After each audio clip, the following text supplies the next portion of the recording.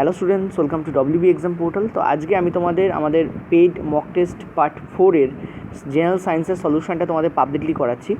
আর এরকম ধরনের mock test যদি তোমরা পেতে চাও, তোমরা এখানে একটা ডেমো হিসেবে এটাকে নিয়ে নিতে পারো, তাহলে তোমাদের সুবিধাও হবে। প্লাস এখানে অনেক কিছু আছে, তোমরা সেটা শিখতেও পারবে। আর আরেকটা জিনিস সেটা হচ্ছে কোর্সের ডিটেলস এবং সব কিছু তোমাদের কমেন্ট সেকশানে ফার্স্ট কমেন্টে দেওয়া আছে। আচ্ছা, এখানে কী বলছে, এলপিজিতে নিচের কোনটি থাকে? এটা একটু কমন কোশ্চেন্স এবং এটা রেলওয়েতে বহুবার পড়েছে বলেই তুলে দেওয়া হয়েছে। এলপিজিতে কী থাকে? আমরা জানি এলপিজিতে থাকে হচ্ছে তোমাদের বিউটেন, ঠিক আছে। আচ্ছা, এখানে নেক্সট প্রশ্ন দেখো, সেটা হচ্ছে একটি অবতল দর্পণের, এটা খুব ভালো প্রশ্ন, এটা এনসিইআরটির প্রশ্ন। অবতল দর্পণের ফোকাস দূরত্ব হচ্ছে এক্স। এখন অবতল দর্পণের ফোকাস দূরত্ব আমরা কীভাবে করি? এই যদি আমরা অবতল দর্পণ ধরে নিই, এটা অবতল দর্পণ, ঠিক আছে। এই হচ্ছে আমাদের পি, আমি অনেকবার তোমাদের করেছি এটা। এই হচ্ছে আমাদের এফ, আর তারপর ডবল ডিস্টেন্সে থাকে হচ্ছে সি, ঠিক আছে, বক্র ব্যাসার্ধ। তাহলে ফোকাস দূরত্ব কোনটাকে বলা হয়? এই এফ থেকে পি পর্যন্ত ডিস্টেন্সকে আমরা বলি ফোকাস দূরত্ব, যেটা এখানে দেওয়া রয়েছে এক্স, এটা আমরা বলি। এবার কি বলছে যে একজন দন্ত চিকিৎসক এটিকে ব্যবহার করলে চিকিৎসাধীন ব্যক্তির দাঁত থেকে কত দূরে এটাকে রাখতে হবে। দেখো, আমরা জানি যখনই কোনো বস্তুকে এফ থেকে পি এর মাঝখানে রাখা হয়, অর্থাৎ ফোকাস এবং পোলের মাঝখানে রাখা হয়। ফোকাস এবং পোলের মাঝখান মানে কি? সেটা এক্সের থেকে কম, কারণ এফ থেকে পি পর্যন্ত ডিস্টেন্সকে এক্স বলা হচ্ছে। তাহলে এক্সের থেকে কম, এক্স এর থেকে কম, এক্সের থেকে কম, এক্সের থেকে কম দূরত্বে যদি আমরা কোনো বস্তুকে রাখি, ধরো এরকম জায়গায় কোনো বস্তুকে রাখা হয়, তাহলে কী হয়? তার অসৎ প্রতিবিম্ব পাওয়া যায়, আর অসৎ প্রতিবিম্ব সোজা হয়। আর একটা জিনিস হয়, এইখানে রাখলে বড় প্রতিবিম্ব পাওয়া যায়। এবার একজন দন্ত চিকিৎসক যখন দাঁতকে পরীক্ষা করছে, তখন ডেফিনেটলি তার সোজা প্রতিবিম্ব দরকার হবে। রিয়েল ইমেজ বা সৎ প্রতিবিম্ব তো উল্টো হয়ে যায়। দাঁত যদি উল্টো দেখায় তাহলে সে পর্যবেক্ষণ করবে কী করে? অর্থাৎ সোজা প্রতিবিম্ব তাকে পেতে হবে, আর প্রতিবিম্ব বড় হতে হবে, কারণ দাঁতটাকে বড় করে দেখলেই সে ভালো পর্যবেক্ষণ করতে পারবে পেশেন্টের দাঁতের, ঠিক আছে। দন্ত চিকিৎসক, ফলে দাঁতেরই উনি কী করবেন? পর্যবেক্ষণ করবেন, ঠিক আছে, এক্সামিন করবেন। তার মানে এখানে সোজা এবং বড় ইমেজ দরকার। সোজা এবং বড় ইমেজ অবতল দর্পণে একটা ক্ষেত্রেই উৎপন্ন হয়, সেটা হচ্ছে এফ এবং পি এর মাঝখানে যখন তুমি বস্তুকে রাখবে। তাহলে এক্স যদি এফ থেকে পি এর ডিস্টেন্স হয়, তাহলে আমাকে কী করতে হবে? এক্সের থেকে কম ডিস্টেন্সে ওকে রাখতে হবে। অ্যান্সার এখানে হবে তোমাদের এইটা, অর্থাৎ বি, লেস দ্যান এক্স। এটা হচ্ছে less than x, less than x, that is the answer. ঠিক আছে, আশা করি একদম পরিষ্কার কিন্তু ভেঙে বোঝালাম। এই ধরনের প্রশ্ন কিন্তু এবারে পড়বে, জানা প্রশ্ন কিন্তু ঘুরিয়ে দেবে। নেক্সট চলো 3 নম্বরে। আচ্ছা, বলেছে নীল লিটমাস পেপার একটি সলিউশনের লাল রং দেয়, এটির ভ্যালু সম্ভবত কত হবে? আমরা জানি যে আমাদের লিটমাস পেপারের মাঝখানে থাকে 7, এদিকে আমাদের 14 পর্যন্ত দাগ কাটা থাকে, এদিকে আমাদের 1, তাই না? যত 1-এর দিকে এগোবে তত সেটা অ্যাসিড হবে, আর যত 7-এর থেকে এগিয়ে 14-এর দিকে যাবে তত সেটা কী হবে? আমাদের ক্ষার হবে। তত সেটা আমাদের কী হবে? ক্ষার হবে, বেজ হবে তত, আর এদিকে এগোলে তত কী হবে? সেটা অ্যাসিড হবে, আমরা সবাই জানি, ঠিক আছে। আচ্ছা, এরকমভাবেই ভিডিও সলিউশন করে দেওয়া হচ্ছে মক টেস্টে, যদিও এটা আনঅফিসিয়াল ছিল, ভিডিও সলিউশন করানো হবে বলা হয়নি, বাট আমি নিজে দায়িত্ব নিয়ে ভিডিও সলিউশন তোমাদের করে দিচ্ছি, ঠিক আছে, মক টেস্টগুলোর। তো এখানে তুমি দেখতে পাচ্ছ যে নীল লিটমাস পেপারের সলিউশন লাল হচ্ছে। তাহলে লাল হওয়া মানে কি? সেটা ডেফিনেটলি অ্যাসিডের দিকে যাচ্ছে, কারণ আমরা জানি এদিকে এলেই আমাদের লাল হয়, আর এদিকে গেলে আমাদের কী হতে থাকে? ক্ষার, অর্থাৎ ক্ষারটা একবার লিখেছি, অর্থাৎ এটা নীল হতে থাকে বা আস্তে আস্তে কালচে নীল হয়ে যায়, তাই না? তাহলে লালের দিকে আসছে, তার মানে এর ভ্যালু ডেফিনেটলি 7-এর থেকে কম হতে হবে। তো একটাই এখানে আছে, সেটা তোমাদের কী হবে? 5। ওকে, নেক্সট হলো বলছে ডিমের পিএইচ ভ্যালু কত? তো ডিমের পিএইচ ভ্যালু আমরা জানি যে ডিমের পিএইচ ভ্যালু হচ্ছে তোমাদের 7.8। এই হচ্ছে তোমাদের ডিমের পিএইচ ভ্যালু। কত হবে তোমাদের? 7.8। এটা আমি তোমাদের যে অ্যাসিড ক্ষার কারকের মধ্যে যে পিএইচ ভ্যালুর ক্লাস দিয়েছিলাম, সেখানে আমি তোমাদের দিয়েছিলাম। দেখো, অনেক জায়গায় অনেক কিছু লেখা থাকে, বা এনসিইআরটি অনুযায়ী 7.8। আচ্ছা, নেক্সট হচ্ছে বক্র ব্যাসার্ধ 12 মিটার হলে f/3 কত? দেখো, এফের ভ্যালু আমরা কী করে পাবো? এফের ভ্যালু পাবো আমরা 12কে হাফ করে দিলে, কারণ বক্র ব্যাসার্ধের অর্ধেক হয় ফোকাস দূরত্ব। তাহলে কত হবে তোমাদের? 6 হবে। এখানে 6ও জানি, এখানে f/3 চেয়েছে, তাহলে 6-এরও হাফ, মানে 1/3 করে দাও। কত হবে উত্তর তোমাদের? 2। তাহলে অ্যান্সার এখানে কী হবে তোমাদের? 2। এরকম ধরনের প্রশ্ন, বিভিন্ন ধরনের প্রশ্ন, জানা কনসেপ্ট থেকে ঘুরিয়ে প্রশ্ন কিন্তু রেলে পড়ছে। আচ্ছা, 6 নম্বরে চলো। আচ্ছা, অবতল দর্পণে বর্ধন 1-এর সমান হতে বস্তুকে কোথায় রাখতে হবে? এখন দেখো, বর্ধন যখন 1-এর সমান হয়, তার মানে কি? বস্তু সমান আকারের হয়, বস্তুর সমান আকারের হয় প্রতিবিম্ব, বস্তুর সমান আকারের হয়, ঠিক আছে, আকারের হয় প্রতিবিম্ব, ঠিক আছে, এইটা মনে রাখবে। বর্ধন যখন 1 হয় তখন বস্তুর সমান আকারের হয় প্রতিবিম্ব। তুমি বলো, অবতল দর্পণে কোথায় বস্তুকে রাখলে সমান আকারের প্রতিবিম্ব পাওয়া যায়? বক্রকেন্দ্রে সিতে রাখলে, that is the answer. Next পয়েন্টটা বলছে কোন দর্পণে বর্ধন 1 বা 1-এর বেশি হতে পারে। এই দর্পণটাতে বর্ধন 1 হতে পারে, মোর দ্যান 1 হতে পারে, লেস দ্যান 1 হতে পারে। ঠিক আছে, কোথায় সেটা হচ্ছে তোমাদের অবতল দর্পণে।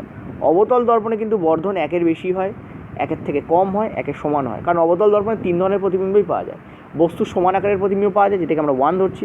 বস্তু থেকে ছোট প্রতিবিম্ব পাওয়া যায়, যেটাকে আমরা লেস দ্যান 1 ধরছি। বস্তু থেকে বড় প্রতিবিম্ব পাওয়া যায়, যেটাকে আমরা মোর দ্যান বা গ্রেটার দ্যান 1 ধরছি। ঠিক আছে, অবতল দর্পণ। নেক্সট হচ্ছে অবতল দর্পণে কখন আপাতন কোণ এবং প্রতিফলন কোণ সমান। আমি তোমাদের বলেছিলাম যে অবতল দর্পণে, এইটা ধরো অবতল দর্পণ। অবতল দর্পণে এই হচ্ছে আমার প্রিন্সিপাল অ্যাক্সিস, আর এইখানে থাকে আমার পোল। যখনই কোনো রশ্মি পিতে পড়ছে, আমি চলো একটুখানি তোমাদের সোজা করে দেখাই, বেটার হবে। Just minute. যখন কোনো রশ্মি পিতে পড়ছে, ঠিক আছে, আমি লাস্ট যে তোমাদের ক্লাস দিয়েছিলাম রিভিশন ক্লাস, এখানে তোমাদের বলেছিলাম যখন কোনো রশ্মি পিতে পড়ছে, কোথায় পড়ছে? পিতে পড়লে সেই রশ্মি পি দিয়েই বেরিয়ে যায়, এবং এক্ষেত্রে কী হয়? আপাতন এবং প্রতিফলন কোণ সমান হয়। এই হচ্ছে তোমার আপাতন কোণ, এই হচ্ছে তোমার প্রতিফলন কোণ। দুটো কী হবে? সমান হয়। এটা এক্স ডিগ্রি হলে এটাও তোমাদের কী হবে? এক্স ডিগ্রি হবে। দুটোই তোমাদের এক্স ডিগ্রি হবে। তাহলে এখানে অ্যান্সার তোমাদের কী হবে? মেরুতে। মেরু মানেই হচ্ছে পোল। মেরু মানে কি? তোমাদের পোল। নেক্সট চলো পরেরটায়। অ্যাসিড ক্ষারক থেকে প্রশ্ন, নিচের কোনটি সবথেকে দুর্বল অ্যাসিড? অ্যাসিটিক অ্যাসিডই হচ্ছে সবথেকে দুর্বল অ্যাসিড। এছাড়াও কিন্তু এখানে আরেকটা দুর্বল অ্যাসিড ছিল, ঠিক আছে, অ্যাসিটিক অ্যাসিড। এই প্রশ্নকে একটু টাফ করে দেওয়া যেত, আমি ইচ্ছা করি টাফ করিনি। এটাই হচ্ছে তোমার দুর্বল অ্যাসিড, এটাই অ্যান্সার হবে। তবে এখানে কিন্তু HNO2 এটাও কিন্তু দুর্বল অ্যাসিড, নাইট্রাস অ্যাসিড। ঠিক আছে, দুটোই দুর্বল অ্যাসিড, কিন্তু সব থেকে দুর্বল বলেছে, তো এটাই তোমার অ্যান্সার হবে। যদি বলতো কোনটি দুর্বল অ্যাসিড, আর যদি অপশান থাকতো সি এবং ডি বোথ, সব থেকে কথাটা তুলে দিই, যদি বলতো কোনগুলি বা কোনটি দুর্বল অ্যাসিড, অপশান থাকতো সি এবং ডি বোথ, তখন কিন্তু দুটি অ্যান্সার করতে হতো, কারণ দুটি কিন্তু দুর্বল অ্যাসিড। ঠিক আছে, তবে CH3CH এটা সব থেকে দুর্বল অ্যাসিড, কারণ এটা একটা জৈবিক অ্যাসিড। নেক্সট বলছে নিচের কোনটি সব থেকে বেশি মিষ্টি? অ্যান্সার এখানে তোমাদের হবে ফ্রুক্টোজ। ঠিক আছে, ফ্রুক্টোজ হচ্ছে সব থেকে মিষ্টি হয় হচ্ছে তোমাদের ফ্রুক্টোজ। আচ্ছা, নেক্সট চলো পরেরটা। আচ্ছা, পরের প্রশ্ন, কোনটি সম্পৃক্ত সাইক্লিক হাইড্রোকার্বন? সম্পৃক্ত কথার মানে কি? সম্পৃক্ত কথা মানে হচ্ছে স্যাচুরেটেড। ঠিক আছে, স্যাচুরেটেড সাইক্লিক হাইড্রোকার্বন কোনটা? ঠিক আছে, এইটা আমাদের বলেছে। তা আমরা ক্লিয়ারলি জানি এটা হবে তোমাদের সাইক্লোহেক্সেন। ঠিক আছে, সাইক্লোহেক্সেন। ঠিক আছে, সাইক্লোহেক্সেনের সংকেত কি? C6H12। ফর্মুলা কি হয়? CnH, just a minute, H2n। ঠিক আছে, H2n।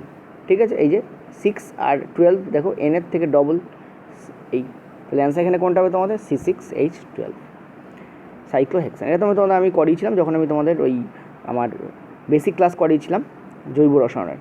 কোনটির পারমাণবিক ক্রমাঙ্ক 27? কোবাল্টের পারমাণবিক ক্রমাঙ্ক হচ্ছে 27। আজকে জৈব রসায়নের একটা ক্লাস তোমরা পাবে, যেটা তোমাদের এখন আমি করাইনি, সেটা হচ্ছে কার্বনের রূপভেদ।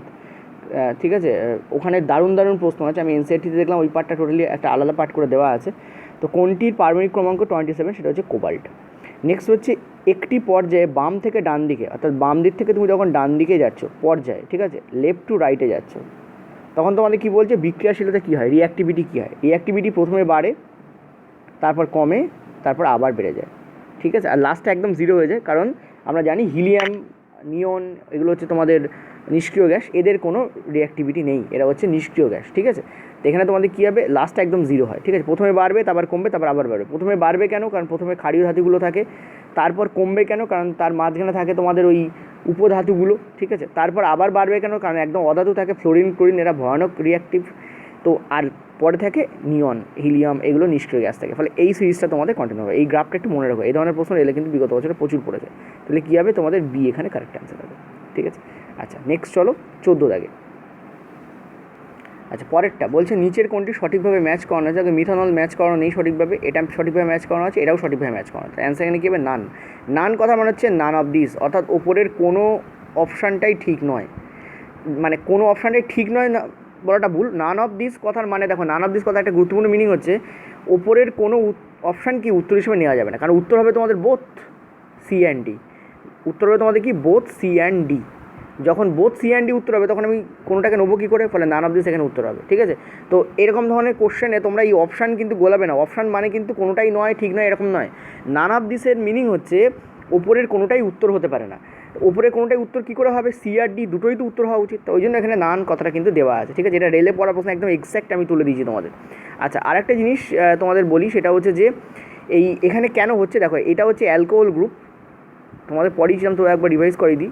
এটা হচ্ছে অ্যালকোহল গ্রুপ, অ্যালকোহল গ্রুপের যে ফর্মুলা সেটা হচ্ছে CnH2n+2 মানে +1 আর OH, এই তোমাদের হয় ফর্মুলা, এই তোমাদের কী হয় ফর্মুলা হয়।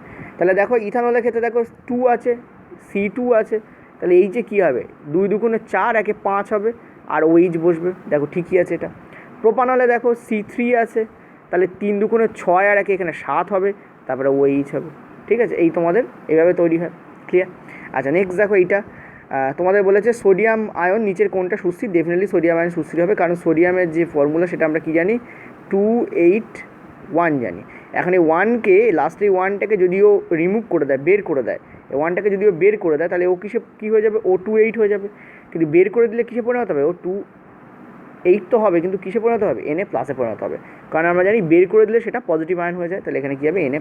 যদি একটা বের করছে এখানে 1 থাকে কিন্তু না দেওয়াই ঠিক, তো Na+1, ঠিক আছে, বা তুমি বলতে পারো Na+। আচ্ছা, আমরা জানি এটা কেন হলো বুঝতে পারছো তো, এই 8 যদি লাস্টে থাকে তাহলে কিন্তু সেটা কি হয়, সুস্থির হয়। আমরা জানি যে কোনো কম্পাউন্ডের যে ইলেকট্রন সংখ্যা লাস্ট সেলে 8 হলে সেই কম্পাউন্ডটা কী হয়ে যাবে, কম্পাউন্ড বলছি মৌল কী হয়ে যাবে, সুস্থির হয়ে যাবে, ঠিক আছে, রিয়াকশান করবে না। আচ্ছা, পরেরটা পটাশিয়াম ক্লোরাইড হচ্ছে KCl, তাহলে কে এর কটা থাকে, কে এর আমরা জানি 2 19 2 8 8 1, এই হচ্ছে KCl এর কে থাকে কে, আর এর কী থাকে, এর হচ্ছে 2 8 7 থাকে 17, ক্লোরিনের 17, এর হচ্ছে 19, 2 আর 8 10 আর 8 18 আর 19, আর এ হচ্ছে তোমাদের কত হয় 17, এর অ্যাটমিক নাম্বার 17। তার মানে ক্লোরিন এই লাস্টে ওকে 8 হতে হবে, তার মানে ক্লোরিন এই 1 কী করবে, নিয়ে নেবে। ক্লোরিন যখনই 1 নেবে তখন কে এর কটা থাকবে, 2 8 8 থাকবে, 2 আর 8 থাকবে, 2 8 8 থাকবে, তাহলে লাস্ট কক্ষপথে কটা হয়ে যাচ্ছে, 8 হয়ে যাচ্ছে, ওই জন্য ও K+ হয়ে যাচ্ছে, কারণ ও ডোনেট করে দিচ্ছে একটা, ঠিক আছে, তাহলে 8 হয়ে যাচ্ছে। অতএব এখানে কী হবে, লাস্ট কক্ষপথে ব্যালেন্স ইলেকট্রন সংখ্যা কত থাকবে, 8 থাকবে, ঠিক আছে। এইগুলো কিন্তু এরকম ধরনের প্রশ্ন কিন্তু পড়বে। 17 চলো পরের প্রশ্ন, সিলভার নাইট্রেটের জলীয় দ্রবণে কপার ব্যবহার করলে দ্রবণটির রং কী হয়, দ্রবণটি নীল রঙের হয়ে যায়, কারণ কী উৎপন্ন হয়, কপার নাইট্রেট উৎপন্ন হয়, ঠিক আছে, ফার্স্ট অপশন। নেক্সট হচ্ছে বিক্রিয়াশীলতার তালিকায় নিচের কোনটি হাইড্রোজেনের উপরে অবস্থান করে, সোডিয়াম দেখতে পাচ্ছি, আর তো কিছু বলবোই না, কপার, তারপর এগুলো সবই তোমাদের কী অবস্থান করে, নিচে অবস্থান করে, কেবলমাত্র হাইড্রোজেনের উপরে অবস্থান করে সোডিয়াম। নেক্সট হচ্ছে তোমাদের নিচের কোনটি সোডিয়াম নাইট্রেটের সংকেত, ঠিক আছে, নিচের কোনটি সোডিয়াম নাইট্রেটের সংকেত, সেটা তোমাদের উত্তর হবে কি, NaNO3। নেক্সট হচ্ছে একটি ইউনিভার্সাল ইন্ডিকেটর প্রশমন দ্রবণে রং কী দেয়, এটা মনে রাখবে 7 মানে প্রশমন, অর্থাৎ অ্যাসিড ক্ষার কারোরই ধর্মখানে বিদ্যমান নেই, সেটা হচ্ছে গ্রিন রং দেয়, ঠিক আছে। ইউনিভার্সাল ইন্ডিকেটর কাকে বলা হয়, যেগুলো অ্যাসিড দমনে পড়লে এই রং দেয়, ক্ষার দমনে পড়লে ওই রং দেয়, তাকে বলা ইউনিভার্সাল ইন্ডিকেটর। লিটমাস এবং অন্য ধরনের ইন্ডিকেটরগুলোকে একসঙ্গে মিশিয়ে ইউনিভার্সাল ইন্ডিকেটর তৈরি করা হয়, যাতে অ্যাসিড ক্ষার দ্রবণ বোঝা যায়। তো কী রং দেয়, গ্রিন রং দেয়, সি এখানে কারেক্ট অ্যান্সার হবে। নেক্সট হলো পরেরটায়। আচ্ছা, পরেরটা সবটা একসঙ্গে নিয়ে নিয়েছি, যেহেতু 25টাই প্রশ্ন আমাদের মক টেস্ট 4-এ ছিল।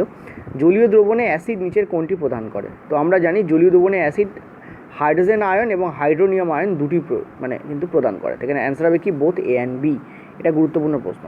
নেক্সট হচ্ছে কপার সালফেট এবং জিঙ্ক, তার সঙ্গে জিঙ্ক সালফেট এবং কপার উৎপন্ন হচ্ছে, এটা কী ধরনের বিক্রিয়া, এটা হচ্ছে তোমাদের প্রতিস্থাপন বিক্রিয়া, কারণ আমরা দেখতে পাচ্ছি কপার সালফেটকে সরিয়ে দেওয়া হচ্ছে, সরিয়ে দিয়ে জিঙ্ক কী করছে, তার জায়গা দখল করছে, দুটো প্রতিস্থাপন হচ্ছে না, একটাই প্রতিস্থাপন হচ্ছে, ফলে এটা হচ্ছে প্রতিস্থাপন বিক্রিয়া, ঠিক আছে।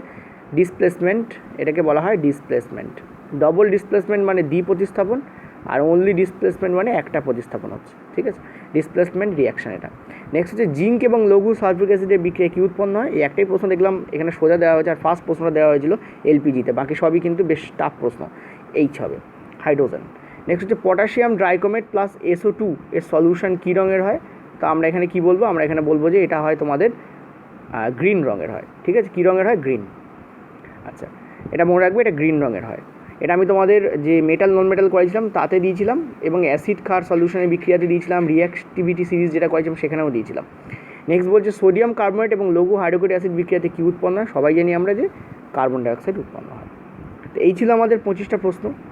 আর এরকম ধরনের মক টেস্ট যেটা বললাম, মক টেস্ট শুধু নয়, টোটাল কোর্স চলছে, অনলি মক টেস্ট বা অনলি বায়োলজি বলে কোনো কোর্স আমাদের নেই, তিনটে মিলিয়ে চলছে, বায়োলজি, মক টেস্ট এবং তোমাদের ম্যাথের বেসিক টু অ্যাডভান্স, ঠিক আছে। তো এই টোটালটা চলছে, অলরেডি আমাদের 4টে মক টেস্ট হয়ে গেছে, 12ই জুন থেকে ক্লাস স্টার্ট হয়েছে। আর টোটাল প্রসেস তোমরা ক্লিয়ার করলে পুরো আগের যে ক্লাস সেগুলো সব তোমরা পেয়ে যাবে। নিচে দেখো ফার্স্ট কমেন্টে লিঙ্ক আছে, ডিটেলস দেওয়া আছে। আর বাকি ডিটেলস জানার জন্য হোয়াটসঅ্যাপ করো, কল করো না, কারণ কল ধরার সময় সত্যি হচ্ছে না, ভয়ানকভাবে সবাই বিজি, আমার টিমের প্রত্যেকটা মানুষ ভয়ঙ্করভাবে বিজি, প্রত্যেকটা জিনিসের জন্য তারা খাটছে। আজকে তোমাদের ফ্রি ভিডিও আসবে, এটা তো এলোই, আরও 2টো ভিডিও কিন্তু ফ্রি তোমাদের আজকে আসবে। Thank you.